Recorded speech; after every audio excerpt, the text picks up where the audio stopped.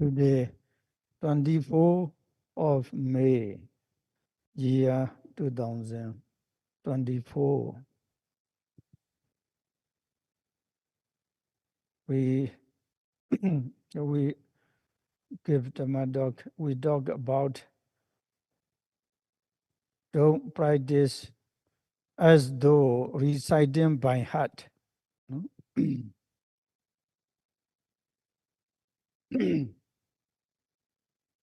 When asked where it comes comes from, ordinary people say that the flame which rises with a whoosh when the sulfur, the head of matchstick, is struck against the sulfur bearing strip on the side of matchbox comes from the sulfur on the matched head. That answer is not complete. Have you tried just keeping a match by itself and seeing what happens? If the matched head is not struck against the strip on the side of the matchbox, a flame will not burst out, nor will a flame burst out if the person who wants a fire doesn't take that the matchstick and strike it.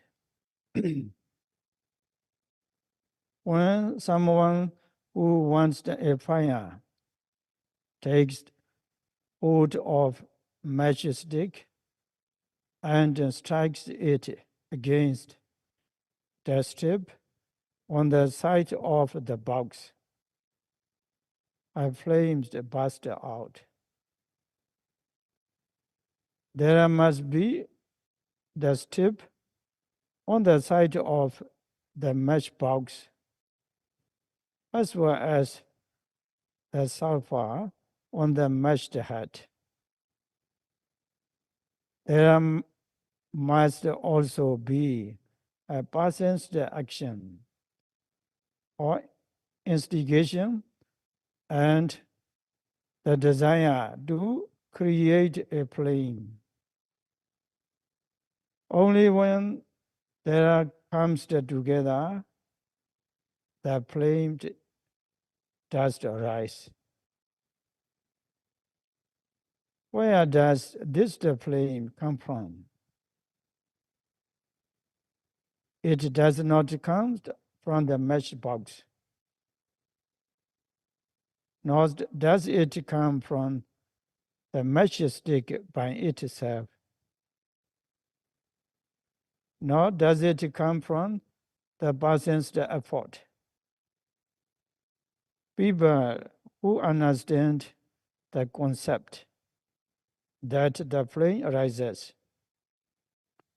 only when the causes come together should understand that the physical and the mental dharma coming together and occurring in the body.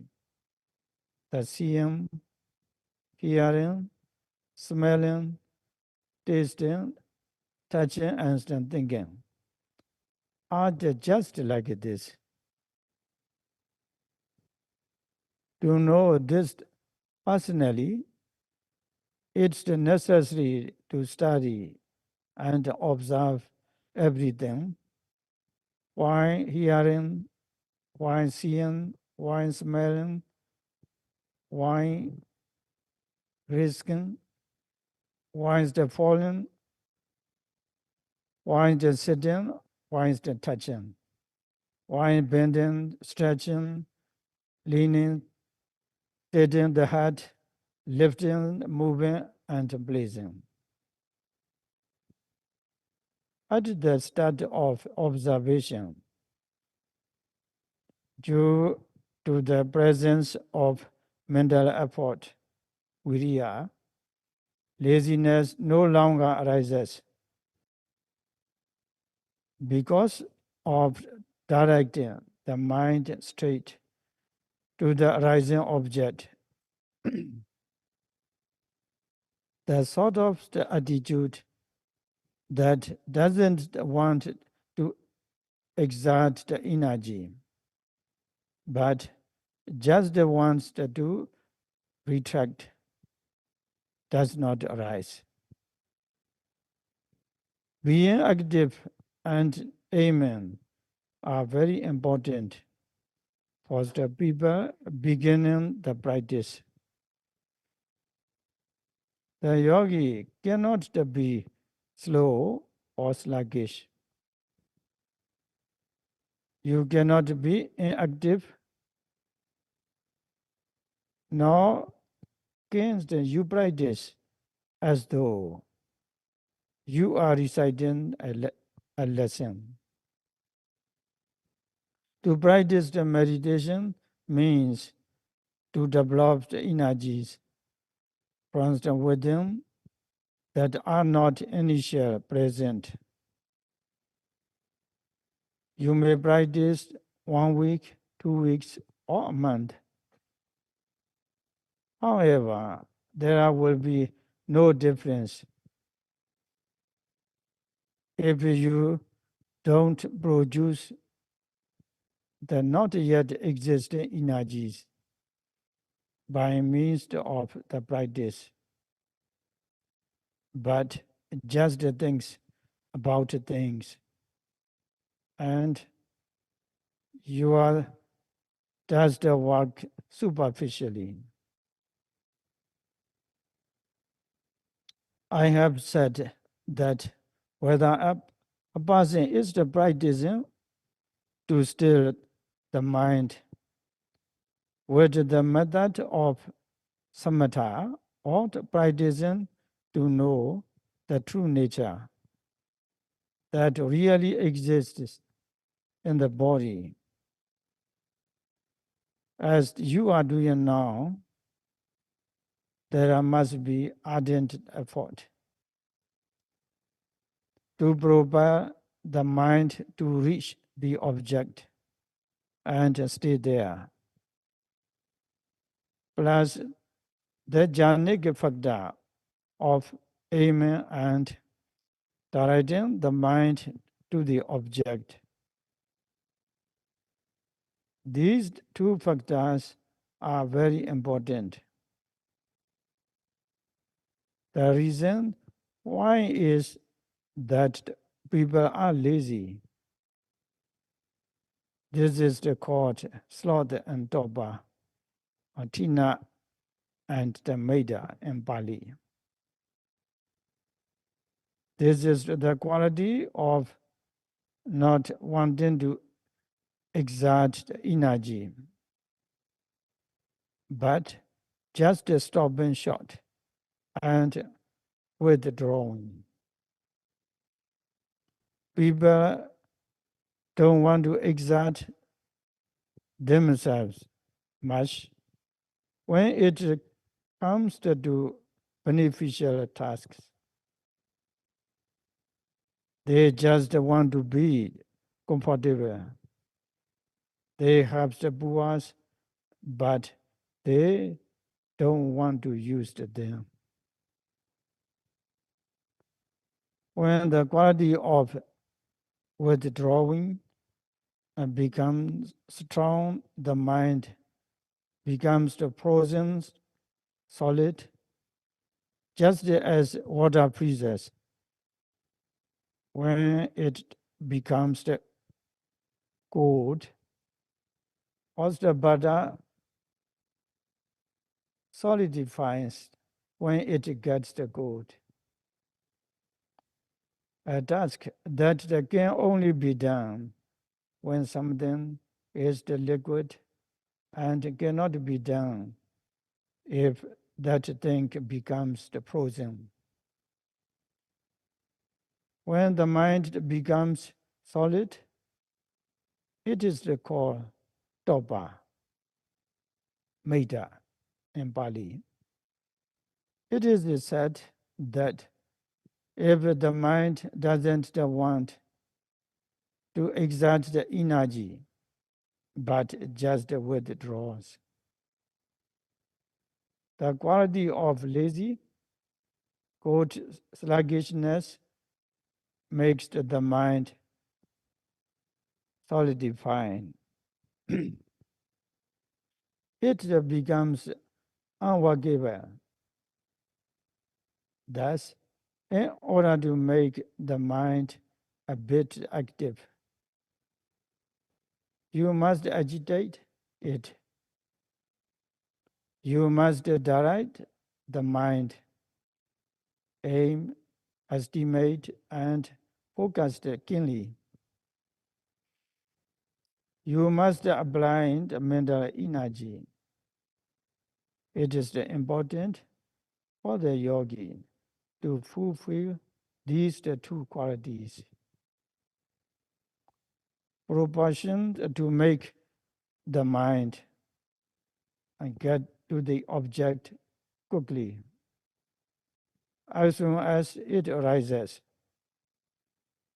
and aiming so that the mind goes straight there are important every second of the time at the start of practice. There is no need to practice a bit and then go see whether the mind was aimed accurately or not. When you practiced a lot, you come to know your own condition. You come to know what is needed. You know that if the mind doesn't reach the object, it is because the energy is needed. If it misses the object, then the aim is not present. If it misses the object, then the aim is not present. Thus, as you practice, you come to understand that the gaps and know them as the being fit up.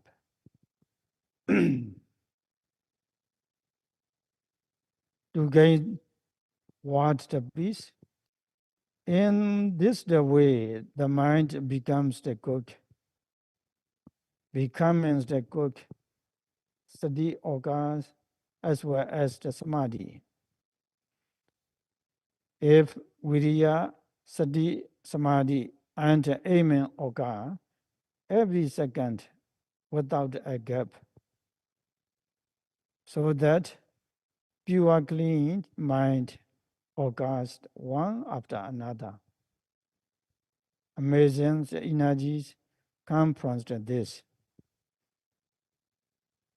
You come to know Nama and Rupa within the body. When these the energies becomes complete, you also come to know how cause and effect are related. Continuing from this point, you will come to know how the phenomena passed away, having just announced rising. They arise once the moment and pass away the next. When this type of knowledge continued and becomes fully developed. You sure to encounter true special happiness.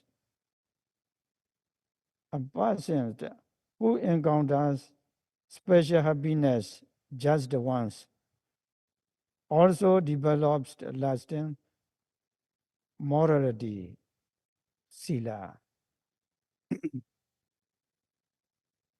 When sila is the lasting, a person is the completely human,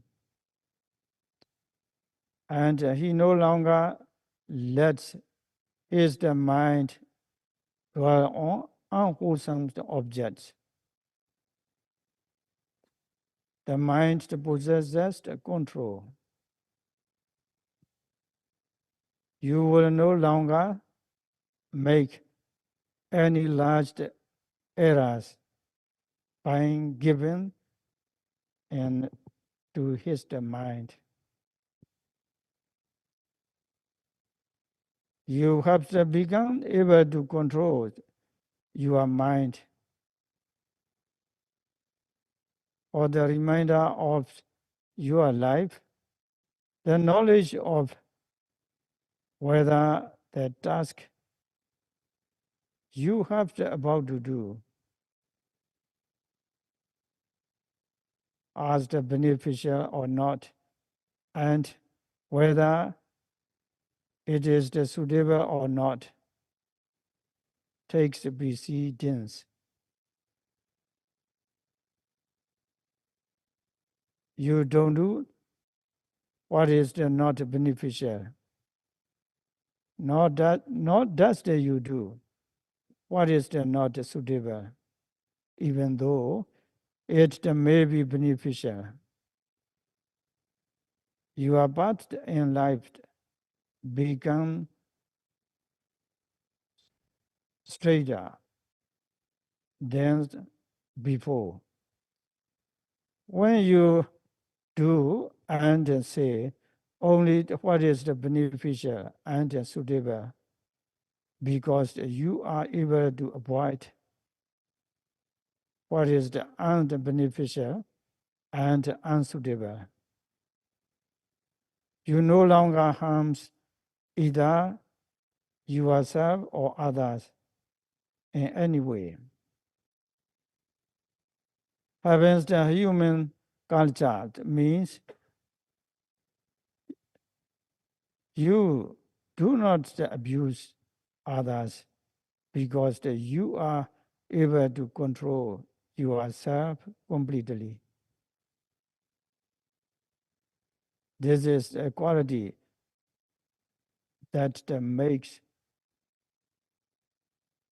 your individual what the peaceful.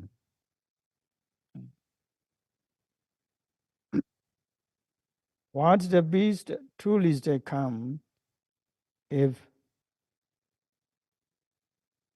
used could make your own individual world peaceful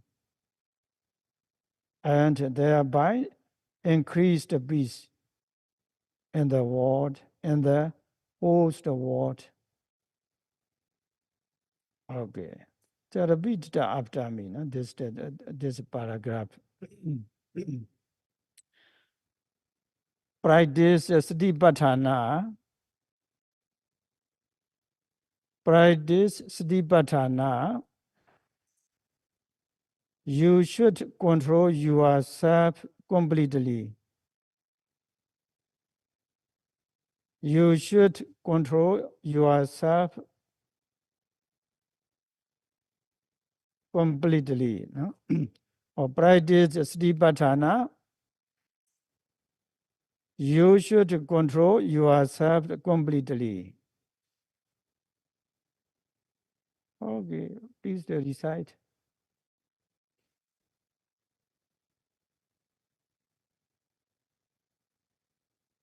Practice Satipatthana. You should control your practice.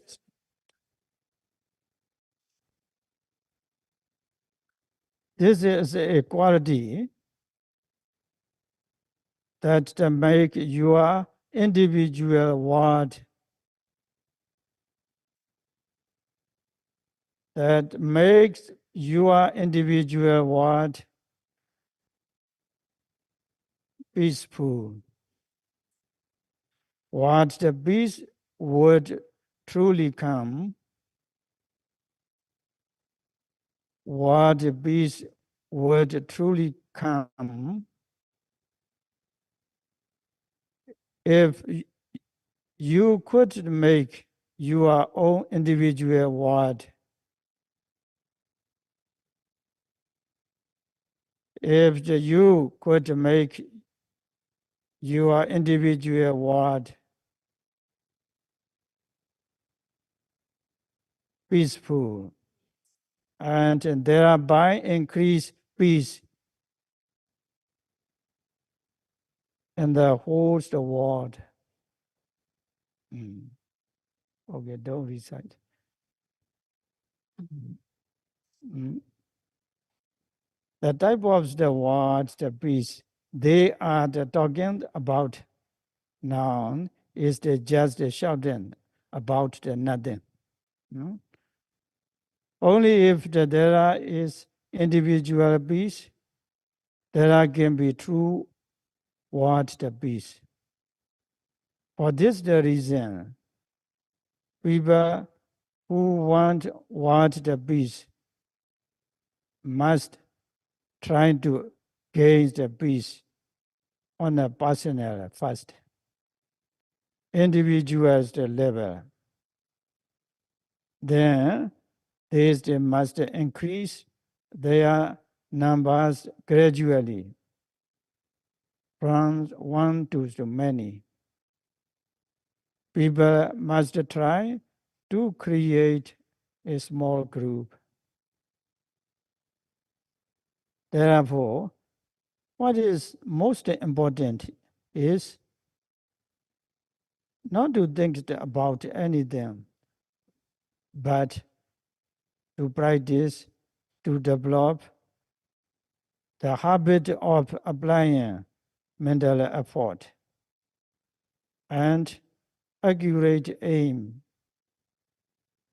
As soon as the object arises, so that the mind reaches it immediately, right away. Only if you experience the taste of the Dhamma, you will experience true peace. Yogis who have come here to practice had to leave the happiness of sense pleasures behind. If you let go of that and do not gain Dhamma happiness here, then you do not get either type of the happiness. In that case, there is no meaning to what they are doing. Therefore, it is very important for your life to be meaningful.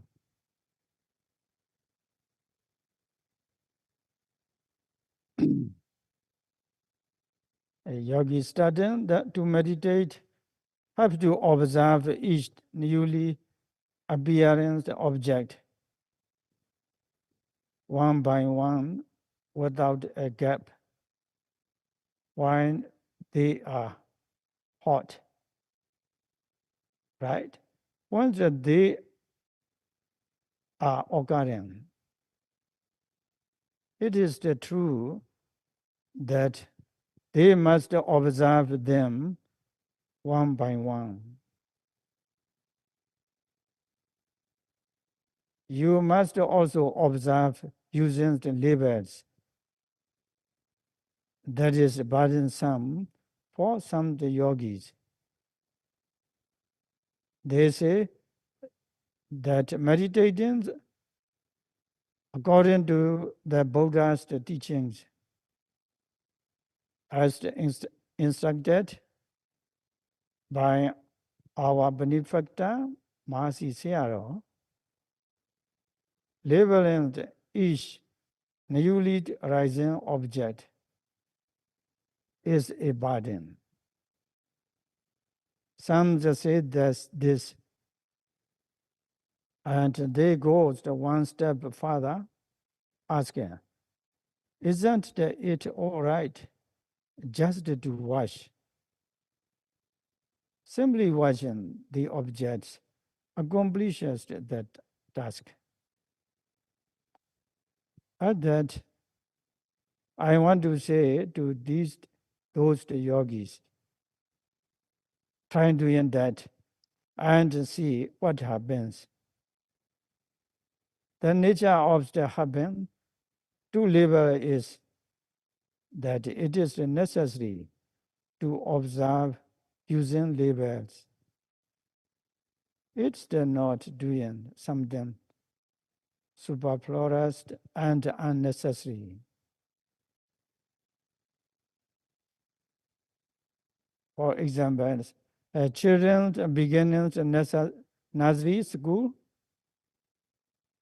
are taught to sing and listen to songs at the first. So they will enjoy being at school. When they become a bit happy at school, they start learning the alphabet. They learn together with little poems. Every language starts with learning the letters. The children have to learn by sounding out the letters. After they can say the sounds of the letters, they start to learn how to spell small vocabulary words, just a few at the first. They cannot learn a lot or at once.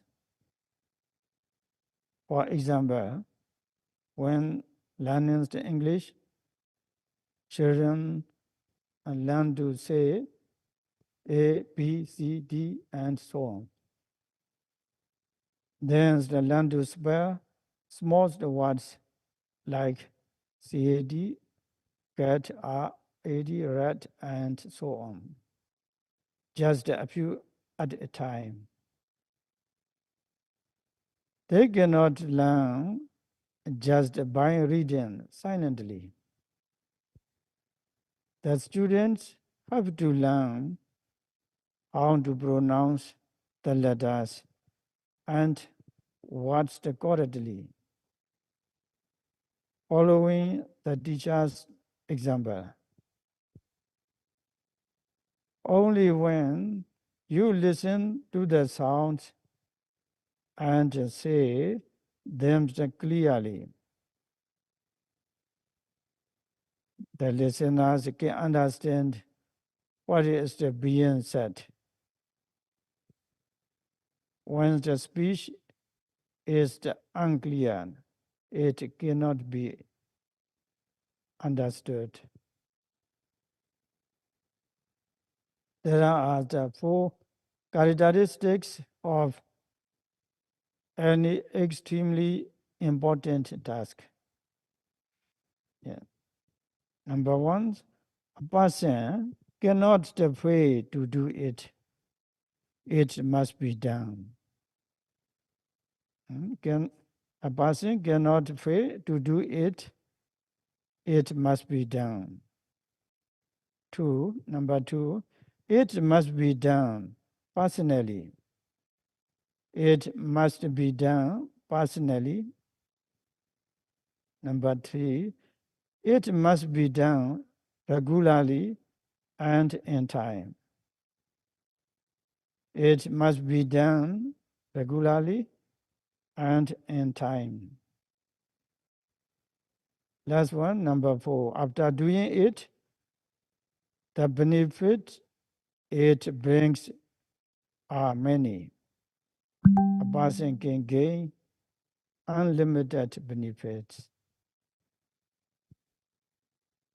If a task has these the 4 characteristics, it's certainly among the most important things a person can do. It's very important to teach children studying school how to pronounce things properly. They must speak correctly. The teacher must show them correct pronunciation. And they must copy him correctly.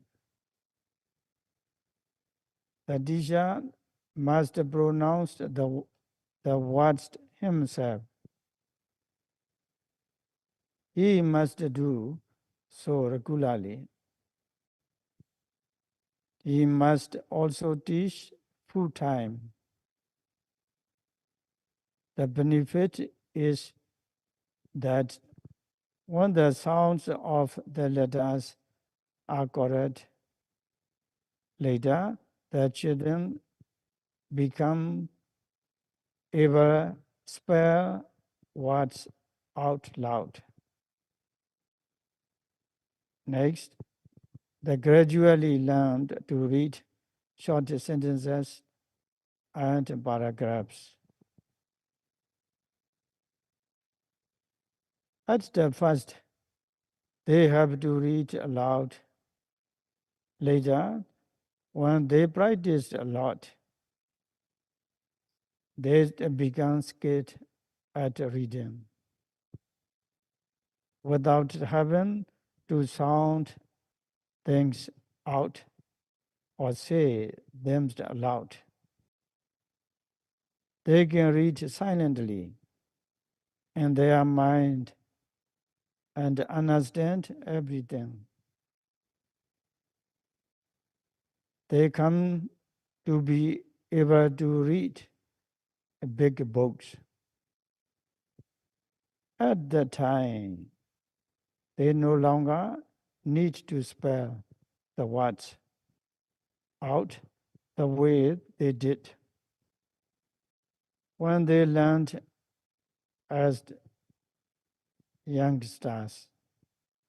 They understand when they read things silently in their minds, observing and labeling the rising objects within the body when they appear is the important task for the studying yogis to do. It is very meaningful to observe using labels in the early stage when the energies of sati, samadhi, and jnana, knowing, are not yet strong. The benefits are very great. The yogis need to bear in this in mind. Okay, we will stop our discourse for today. By practicing vipassana meditation, may all yogis be liberated from all suffering. Sadhu, sadhu, sadhu.